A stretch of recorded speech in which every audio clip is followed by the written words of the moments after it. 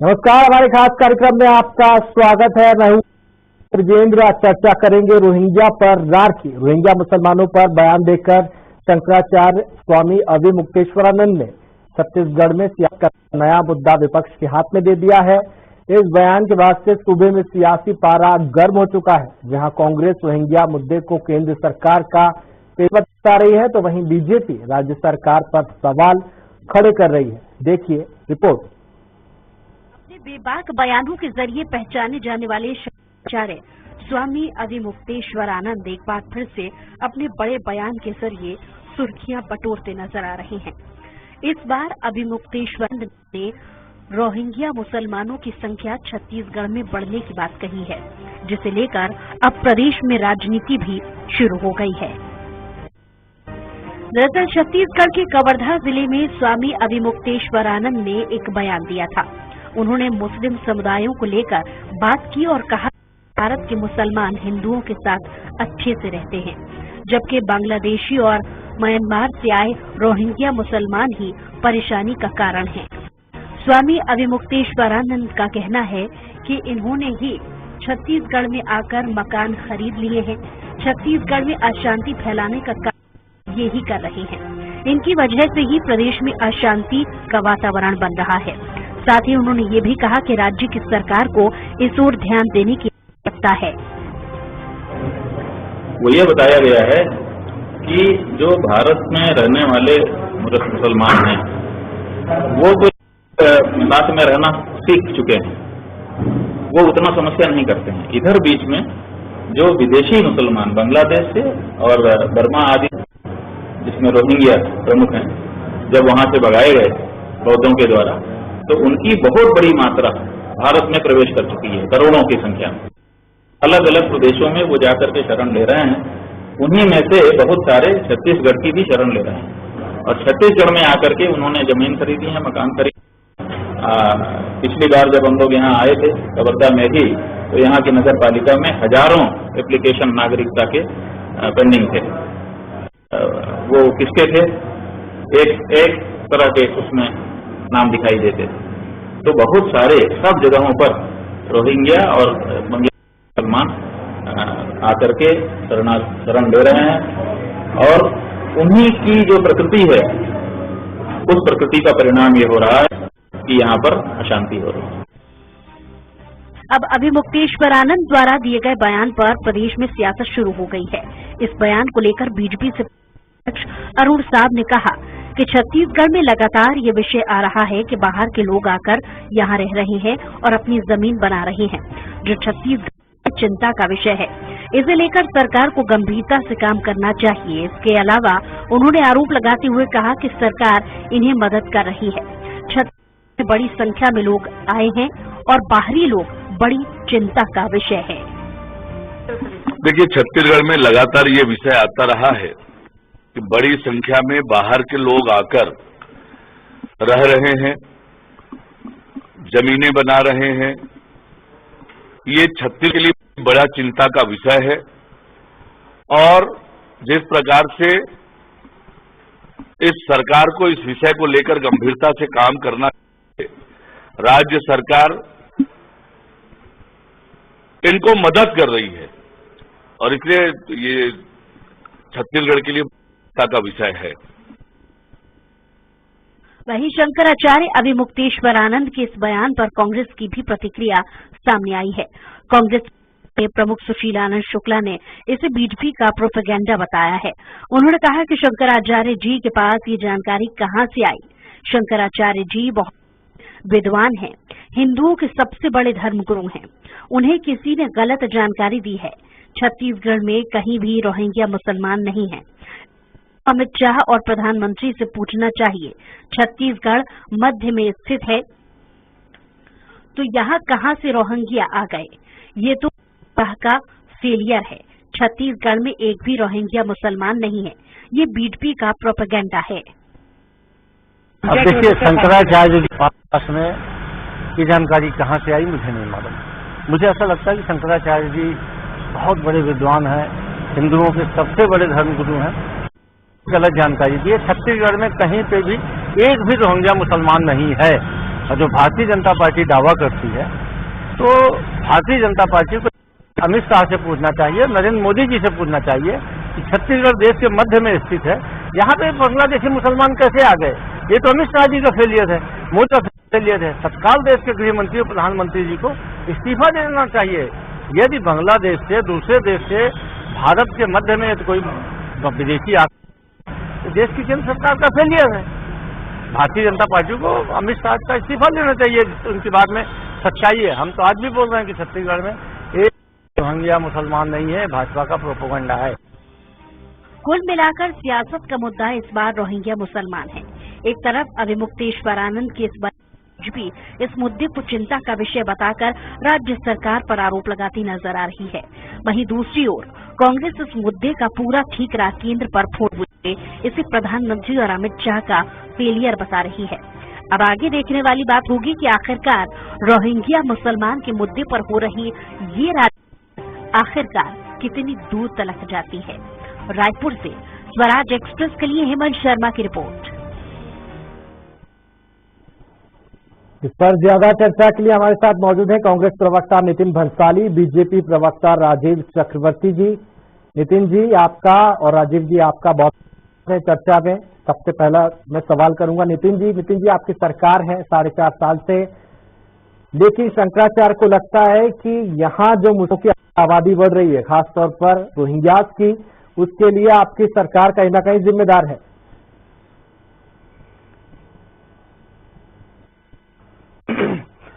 मैं सबसे पहले शंकराचार्य अविमुक्तेश्वरानंद जी को प्रणाम करता हूं और फिर अपनी बात की शुरुआत करते हैं। देखिए, शंकराचार्य जी बहुत विद्वान हैं, हिंदुओं के सबसे बड़े धर्मगुरु कहे जाते हैं।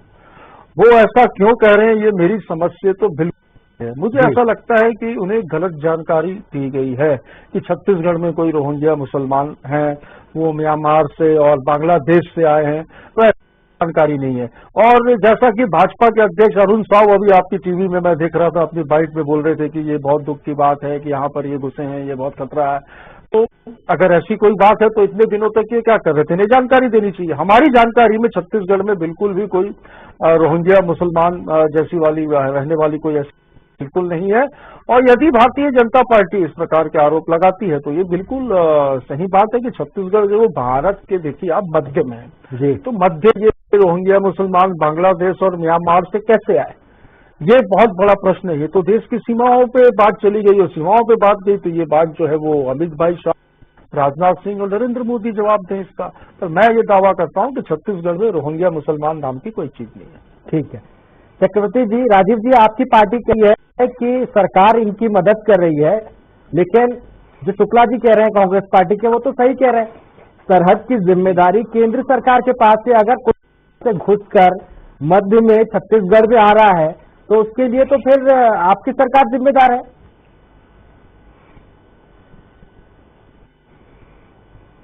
विजेंद्र जी, ये रोहिंग्या शरणार्थी हो या चकमा शरणार्थी हो, ये कोई आजकल परसों में नहीं आए, पिछले 8-9 साल में नहीं आए।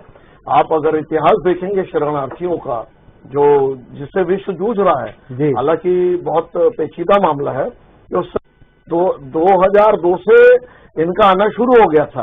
और ये एक साथ ऐसा नहीं कि सामूहिक रूप से आ रहे हैं, 2, 4, 10, 100 की श्रृंखला में है और देश के विभिन्न भागों में बढ़ गए।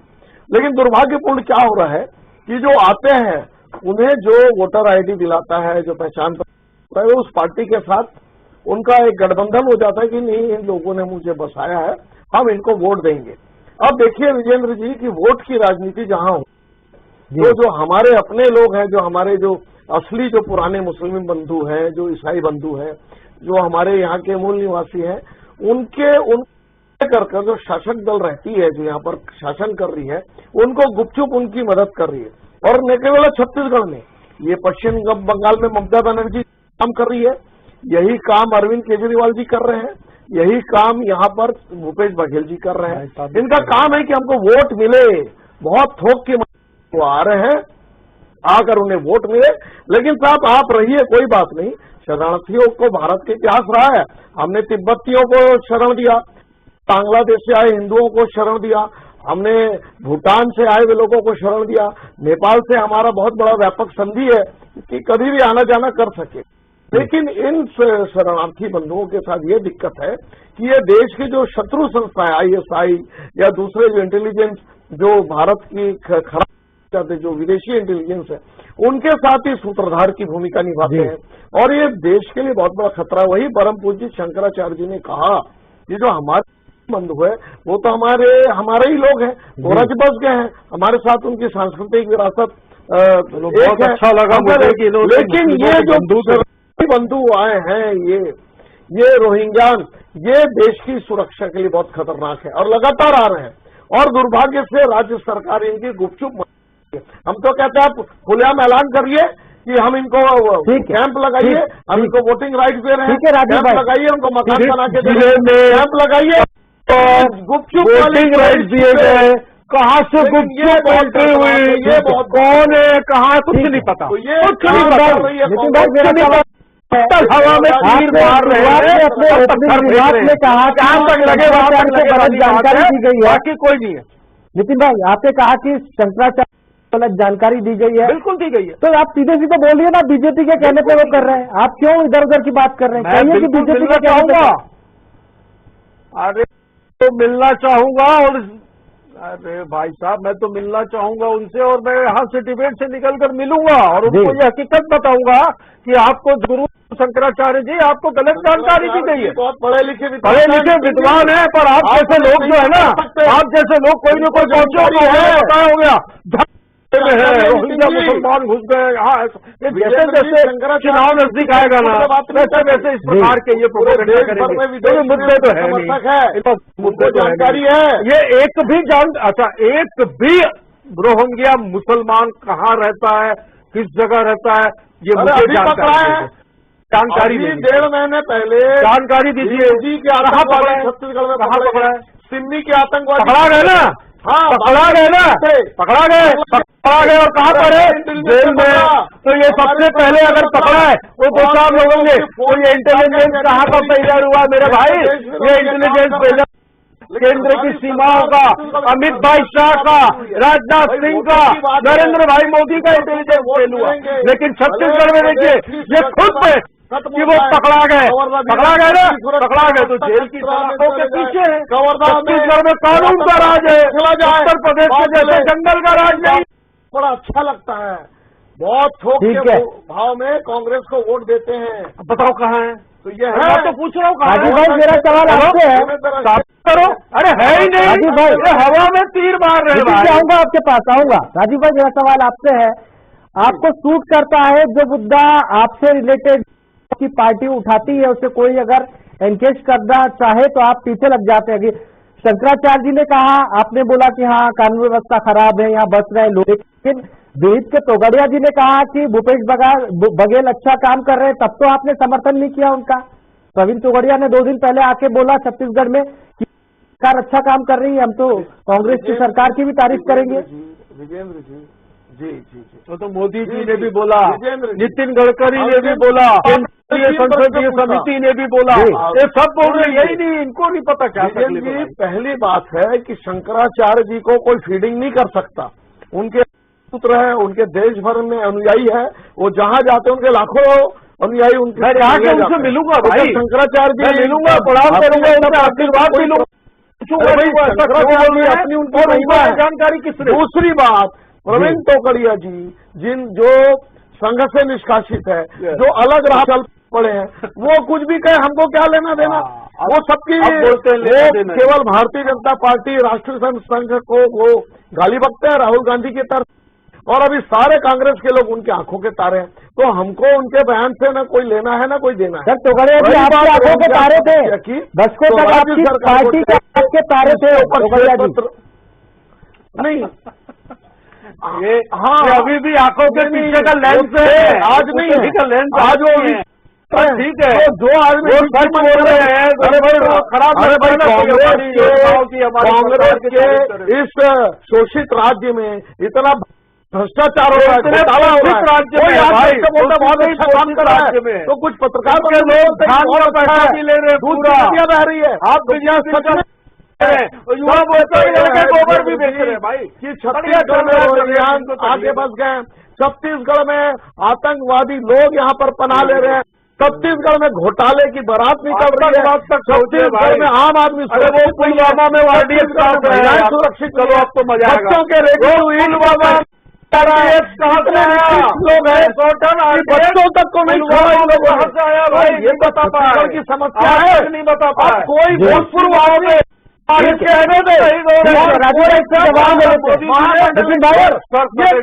अंदर यहाँ तक सर काट के आएंगे। अरे सैनिक ठीक है क्या किया मोदी जी ने, वो की बात कोई उंगली नहीं आके कहे कि काम कर रहे हैं। ठीक है राजीव जी, आऊंगा आपके पास में। नितिन भाई आपकी सरकार पर लगातार बीजेपी सवाल उठा रही है कि कानून व्यवस्था ठीक नहीं है, मंत्रण हो रहा है, यहाँ पर बीरनपुर जैसा हत्याकांड हो जाता है, एसपी का सर फूट जाता है, तो कहीं ना कहीं सवाल तो उठेंगे ना सर। आपकी सरकार अगर है सत्ता में, पार्टी आपकी जो है सत्ता में है, तो सवाल आप ही से पूछे जाएंगे। नितिन जी, एसपी का सर किसने फोड़ा? भारतीय जनता पार्टी के जिला अध्यक्ष ने, और साथ में अन्य 4 आरोपी जेल में भाई, जेल में वीडियो फुटेज और सीसीटीवी कैमरे से और जांच पड़ताल से जांच में सामने आया, उनके खिलाफ धाराएं लगी और वो जेल में। दंगा फसाद नजदीक आएंगे, भारतीय जनता पार्टी के लोग छत्तीसगढ़ में करेगी।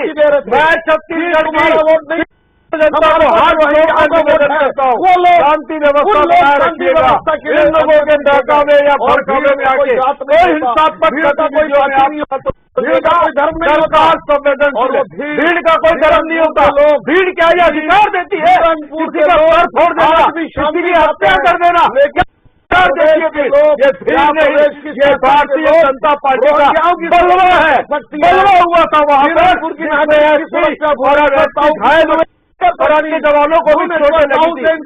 भारतीय जनता पार्टी कांग्रेस को ही 4 लोग गिरफ्तार हुए हैं जो कि जेल में। सबसे पहले धर्माचार्यों के ऊपर उंगली उठाती है। अभी नितिन जी ने उठाया, शुक्ला जी ने उठाया, भाई कांग्रेस की राहुल गांधी जी ने तो भैया प्रणाम भी नहीं किया, मैंने तो पहले प्रणाम किया और मैं जा रहा हूँ उनकी अपनी यहाँ से निकल कर मिलने जाऊंगा उनसे, आशीर्वाद है और पूछूंगा। लेकिन राहुल कहते हैं मैं हिंदू हूँ, हिंदुत्ववादी नहीं हूँ। ये जो आपने बयान दिया है जी कहते हैं, ठीक है, और अखिलेश जी कहते हैं मैं धर्म को नहीं मानता। तो ये जो कांग्रेस का जो संगठित जो गिरोह है, समाजवादी पार्टी, कम्युनिस्ट, ठीक है, और कांग्रेस खुद, ठीक है। नितिन भाई आओ आपके पास, नफरत है। राजीव जी सवाल आपसे, राजीव भाई आपकी सरकार है 2014 से, आपकी केंद्र में सरकार है। अगर म्यांमार से, बर्मा से मुसलमान यहाँ पर आ रहे हैं, बांग्लादेश से आ रहे हैं, तो उनको रोकने का काम तो आपके, आप क्यों उनको पहले दे रहे हैं? क्यों आधार कार्ड मिल रहा है? ये तो आपका भी सेंट्रल का इशू है ना सर, सब कुछ आप राज्य के भरोसे नहीं छोड़ सकते। अगर डेमोक्रेसी चेंज होगी तो ये केंद्र सरकार के अधीन है सर। कहा ना कि आज की समझ जी विजेंद्र जी, ये आज है, मैंने कहा ना 2003 से लगातार जारी है, हो गया 2003 से जारी है। और आपको बताऊं, यूरोपीय देश में जब आ रहे हैं सीरिया के लोग, सीरिया से जब आप देखेंगे 2003 से अगर जारी है तो 15 साल आपकी सरकार रही, 15 साल आपकी सरकार रही की डिबेट यूरोप और अमेरिका पहुंचे भाई। हम भारत की बात करें, यूरोप, अमेरिका और सीरिया पहुंच गए, कोई जवाब ही नहीं। अब ये जो समस्या है, ये आज की समस्या नहीं है, ये लगातार बहुत लंबी समस्या है और पूरा विश्व जूझ रहा है। मैंने कहा ना, विश्व में फ्रांस में जा रहे हैं, यूरोप में जा रहे हैं, ये कोई नई समस्या नहीं है। तो ये समस्या आ जाते हैं, आपकी सरकार आ जाते हैं। अरे समस्या है कितने भैया विजेंद्र भाई, इनकी सरकार क्या उन्हें पढ़ा देना, अमित भाई साहब, नरेंद्र भाई मोदी और आगे बात बताया जाए ये रोहिंग्या है, हमने उनके लिए मकान बना के रखा है, बोलना चाहिए। जैसे राजीव भाई रोकथाम के लिए आपने क्या किया? कांग्रेस पार्टी ने फ्लैट से आपकी सरकारें क्या किया राजीव भाई? रोकथाम क्या कर सकते? कुछ नहीं कर सकते, ये इनके हाथ में कुछ है ही नहीं। अरे हमने तो रोका है विजेंद्र जी, हमने दिन में तो रोका है। 4 बार अलावा कोई काम नहीं है। राजीव भाई, ईडी का जितना इस्तेमाल होता है उसका आप आर्मी का भी इस्तेमाल कीजिए सरहदों पे। डिमांड है इतना इस्तेमाल होता है, हमारे इंटेलिजेंस बिल्कुल तभी पकड़े गए हैं। बिल्कुल विजेंद्र जी, बिल्कुल मत हूँ। ईडी जिस प्रकार से भ्रष्टाचारियों को पकड़ रही है, दिन रात शराब सिंडिकेट को पकड़ रही है, 422 मामले वहाँ भ्रष्टाचारी उसी 25 मामलों में 1825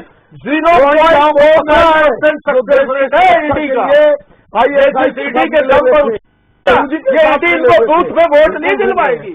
बिल्कुल विजेंद्र जी, चिंता की कोई बात नहीं ठीक है। हमारी केंद्र की इंटेलिजेंस लगातार सर्विलांस के माध्यम से पकड़ रही है। वो तो नोटबंदी हो गई, नहीं तो पाकिस्तान से चलो नोटबंदी हो गई, खपत नोटबंदी के समय मोदी जी ने व्यापार काला धन आएगा, खत्म होगा। चलो बताओ, सिंडिकेट को रोका है। नोटबंदी से क्या लाभ हुआ? आतंकवाद से कितना नियंत्रण हुआ? 2014 ठीक है तक व्यापक। राजीव भाई, आप बात करूंगा नितिन जी का। नितिन भाई, विश्व की समस्या भाई, सुबह अखबार को खोलते हैं तो बहनों को देखते हैं रोते हुए, विश्व की समस्या है। ठीक है राजीव भाई, रो रही है कि मेरे पापा को बुलाओ, मेरे पापा कहाँ पर है? ये स्थिति है भाई। नितिन भाई मेरा सवाल सुन लीजिए। नितिन भाई मेरा सवाल ये है, आपकी सरकार एक्टिव गवर्नमेंट माना जाता है, क्या आप छत्तीसगढ़ में एनआरसी लागू करेंगे? नितिन जी,